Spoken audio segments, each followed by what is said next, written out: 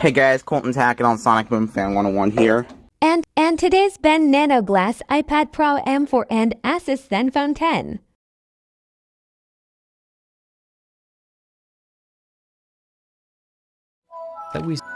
On this year's M4 iPads, you know, Apple's thinnest products ever, Apple has two different types of glass. The 13-inch iPad we reviewed earlier has the regular glossy glass that we see on all the iPhones and previous iPads. But if you're willing to spend a tad extra, Apple has a very special nano texture display on the 1 and 2 terabyte versions, like I've purchased here on this 11-inch. Glass is kind of my thing, and I enjoy exploring all of its intricate properties. This video is sponsored by Chime, but more on them later. At first glance, this thing is wild. Not only is it a completely different visual experience, but the texture is also much softer than the regular glossy glass. My fingers slide, slipping softly over the sleek surface like a ship surfing the smooth seas before snagging on the shiny surround. The texture is glorious, but visually with the matte coating, all the colors do seem to pop a bit less, which is a shame since it feels phenomenal. Inside the box we get an Apple branded polishing cloth, we'll tear this down in a second, and there's the same color matching charging cable and 20-watt charging brick that we saw with the 13-incher. Also keep in mind that this smaller 11-inch iPad Pro with its tinier footprint is actually 0.2 millimeters thicker than the 13. Still ridiculously thin, but we'll get to that later.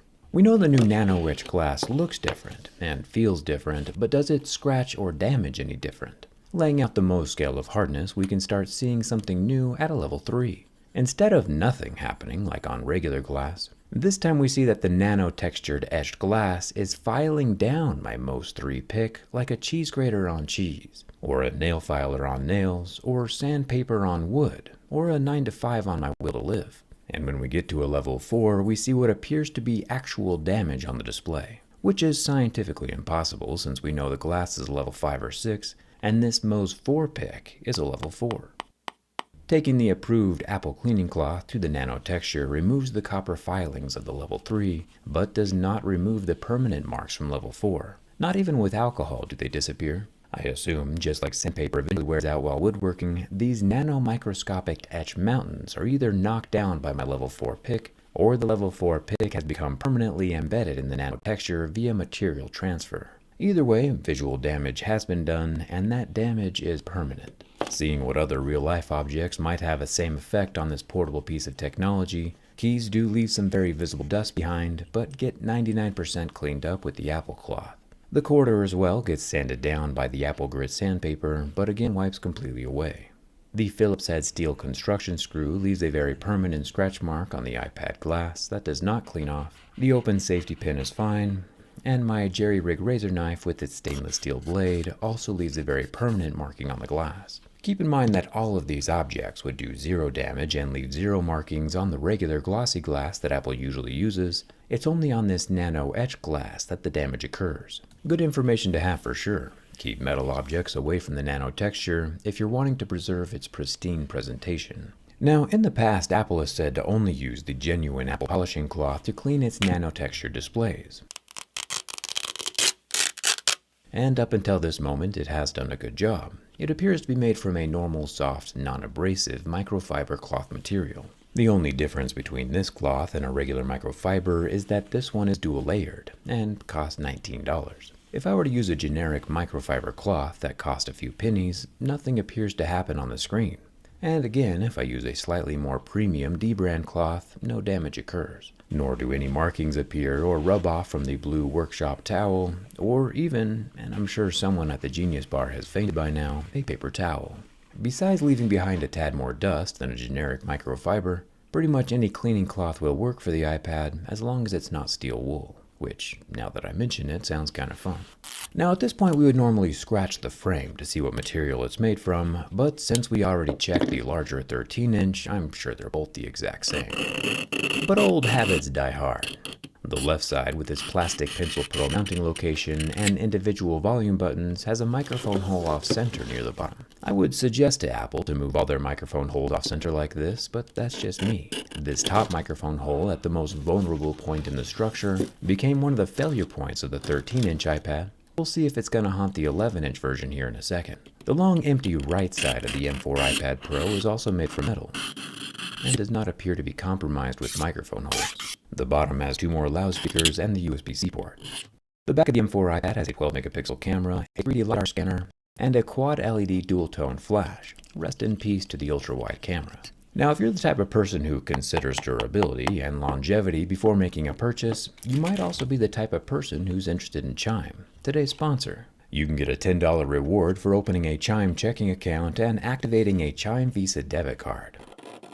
With no hidden fees or monthly minimums, Chime is the banking of the future, since it's 100% mobile and 100% online. And with Chime's award-winning mobile app, it's easy to keep track of where your money is going.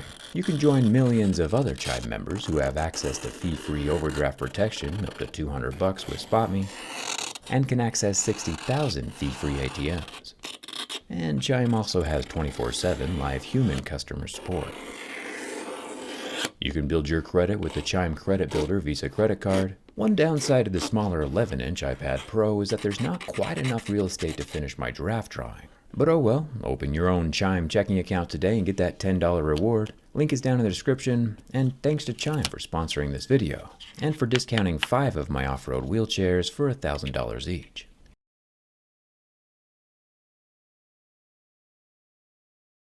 As we know, glass is glass, but while I don't think the nano-etch glass is going to improve the overall structure, I don't think it's going to do any harm either. The 11-inch iPad Pro is 2 millimeters thicker, and during the bend test, every fraction of a millimeter helps. When bent from the back, there is quite a bit of flex, and the glass pinches the skin from my fingers, which is fair enough. Some technology does fight back. And when bent from the front, again, much bending, but no damage. Apple has solved and fixed the hamburger-style folding of the ultra-thin M4 iPad Pros. Thumbs up for that. Even vertical hot dog-style bending appears to be stronger than the 13-inch, with both the first and second bends leaving the tablet slightly warped, but still intact. It's only on the third bend that the microphone up top comes back to haunt us.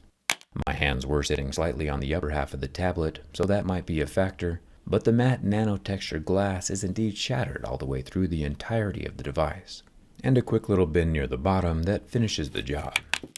As we commence the post-mortem autopsy to determine the cause of death, it's a mystery. We can visibly see the exact layout and location of Apple's central reinforced cowling over the motherboard. We have 2 neat cracks along either side of that central spine, which, and we'll have to check in a second, I think mirrors exactly how the larger 13-inch iPad Pro also broke.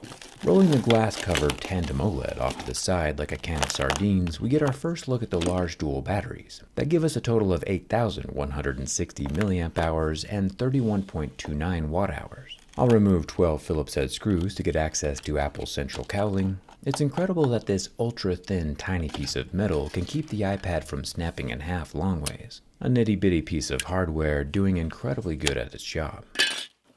Pulling off the copper shielding from the motherboard, we get our second look at the Apple M4 chip. Both the iPad Pros look very similar inside, different speaker layouts and a smaller battery. But when we take a peek at the backside, looking of course beyond my photorealistic depiction of the savannah, we can see both iPads cracked in the exact same spots. The crack extends from the charging port to the right side of the keyboard connection pins, around the right side of the Apple bites, and up and around all the way to the microphone hole up top. If Apple removed that microphone hole and added a perpendicular cowling to the insides, I'd be out of business. So please, Tim, forget everything I just said, and thanks a ton for watching. I'll see you around. I've never been a small phone kind of guy, and apparently neither has anyone else.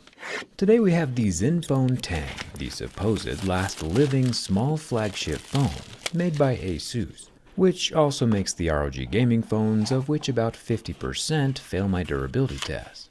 I'm starting to think that the reason for this probably discontinued and not selling well Android smartphone isn't due to its size, but due to its lack of software updates. ASUS is only supporting this bad boy for 2 years, and that small size plus small support equals small sales. For reference, iPhones usually get about 5 years of software updates, and Samsung and Google are both providing 7. So why would ASUS only give 2? Do they not believe in this phone, or is it not structurally sound enough to even last that long? We'll be able to find out shortly. It's interesting that our normal Mohs scale of hardness paper doesn't even fit on the phone screen. This Zenphone 10 is a super tiny gizmo. Normally we see plastic screens or screen protectors start scratching at a level 2 or 3, glass at a 5 or 6, and sapphire at an 8 or 9. This Zenphone 10 has no screen protector, and since it's using Gorilla Glass Victus, we start seeing scratches at a level 6, with deeper grooves at a level 7. Super strange that the 32 megapixel front-facing selfie camera is scrunched all the way over on the left side of the screen. Still protected by glass though, the unsymmetrical placement doesn't bother me personally, but I imagine it might take some getting used to. There is a larger earpiece grill up top, but it appears to be securely attached to the phone and will not be falling out on its own. At least not within the 2 years of support that the phone receives. The sides are made from aluminum, with a fingerprint scanning power button, which we'll come back to later. The volume rocker is also aluminum, and is not removable from the device. The top of the Zenphone 10 is still metal, with a nice little headphone jack. Very interesting considering the IP68 water resistant rating. At the bottom of the phone we have our SIM card tray, 30-watt USB-C port, and the lower stereo loudspeaker. The SIM card tray does have a red rubber ring to facilitate the water resistance, and is dual-sided for dual SIM cards. Speaking of dual objects, there are dual camera lenses on the back. The large upper circle is the main 50 megapixel camera, which supposedly has some crazy OIS going on. Hopefully we'll be able to see that in a second. And the lower circle is a 13 megapixel wide angle camera, both of which are protected with glass. One of my favorite parts of this phone though is the back rubberized textured plastic panel.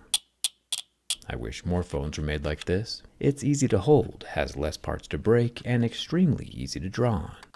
You might think that the national animal of Scotland is like a sheep or something, since that's how they make all their bagpipes, but it turns out, and this is 100% true, the national animal of Scotland is a unicorn, which makes those of us from the rest of the world seem kind of boring.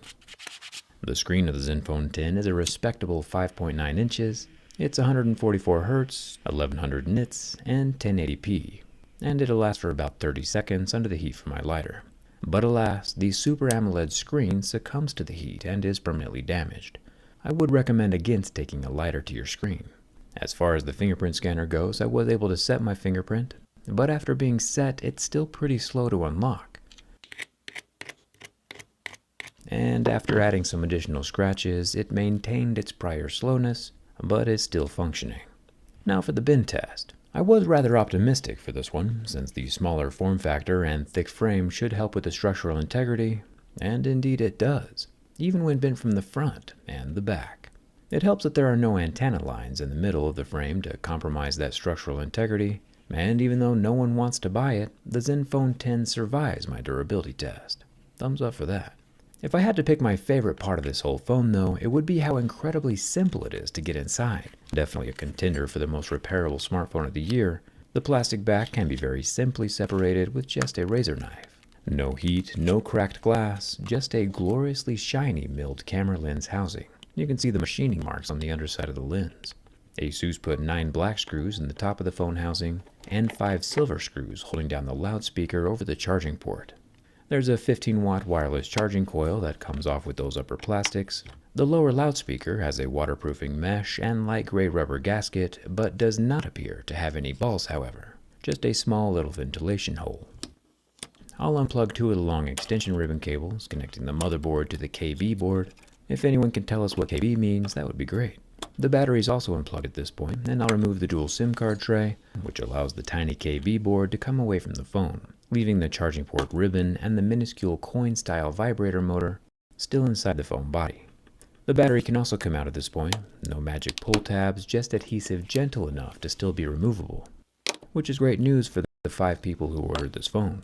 The 4,300 mAh capacity battery can very easily be replaced with just a small screwdriver and a pry tool. I'll pop off the fingerprint scanner ribbon, the display ribbon, and remove the metal foil over the headphone jack and front-facing camera, both of which unplug like little Legos.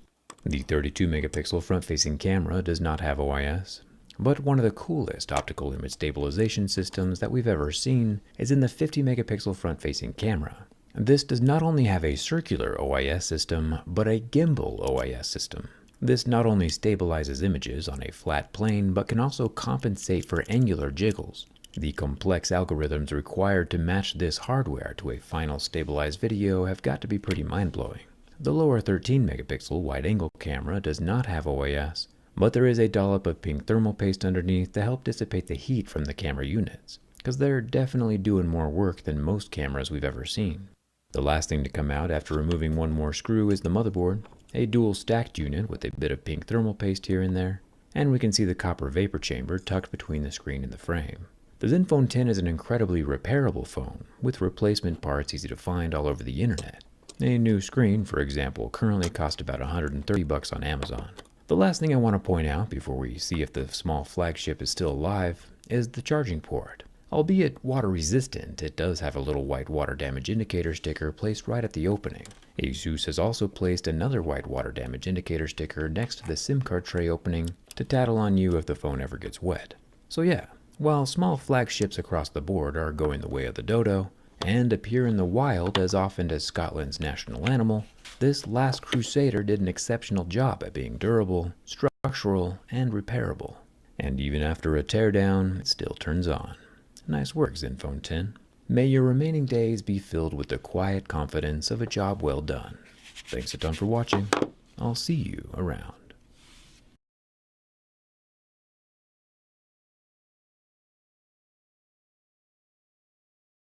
It's time to turn off.